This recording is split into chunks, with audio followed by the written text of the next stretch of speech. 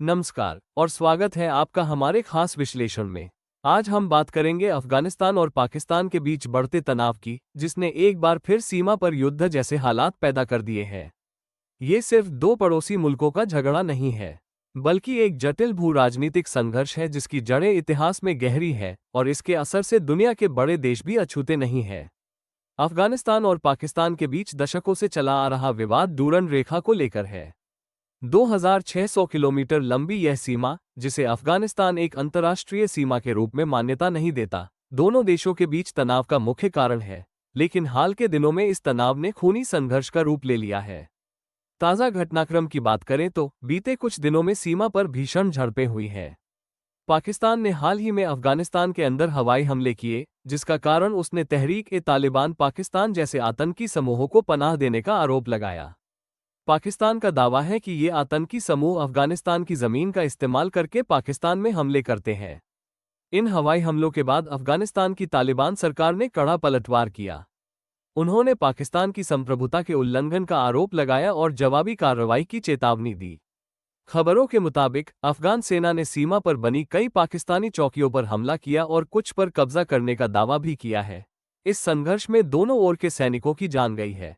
अफगानिस्तान ने 12 से अधिक पाकिस्तानी सैनिकों के मारे जाने का दावा किया है, जबकि पाकिस्तान भी अफगान सैनिकों को नुकसान पहुंचाने की बात कह रहा है। स्थिति इतनी गंभीर है कि कुना, हेलमंद और पख्तिया जैसे सीमावर्ती प्रांतों में गोलीबारी और गोलाबारी की खबरें आ रही हैं। दोनों तरफ भारी हथियारों का इस्तेमाल हो रहा है, जिससे इस क्षेत्र में एक बड़ा और खुला युद्ध छिड़ने का खतरा मंडरा रहा है। इस तनाव की दो मुख्य जड़ें हैं, डूरन रेखा और टीटीपी।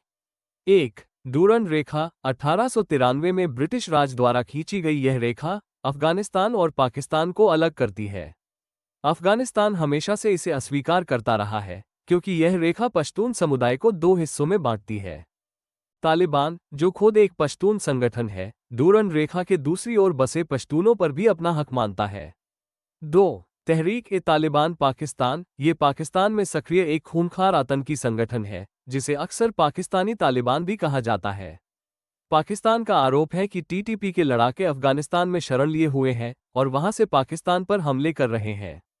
तालिबान के सत्ता में आने के बाद पाकिस्तान को उम्मीद थी कि वो टीटीपी को नियंत्रित करेगा, लेकिन ऐसा नहीं हुआ। अफगानिस्तान की तालिबान सरकार टीटीपी को अपना भाई मानती है और उसे पाकिस्तान के खिलाफ कार्रवाई करने से नहीं रोकती, जिससे तनाव लगातार बढ़ रहा है।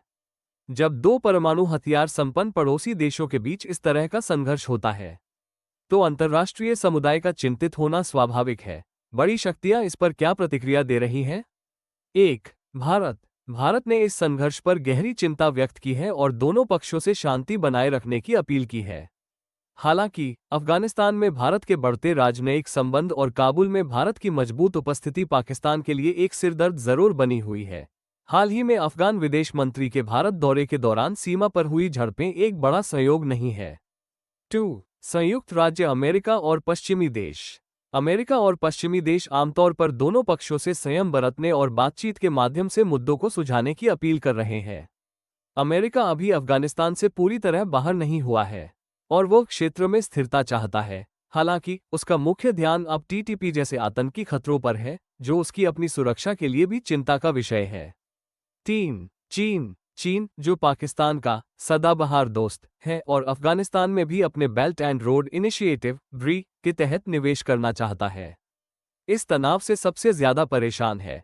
चीन ने सार्वजनिक रूप से सीमा पर शांति की अपील की है, क्योंकि यह संघर्ष उसके सीपीईसी की सुरक्षा के लिए एक बड़ा खतरा है।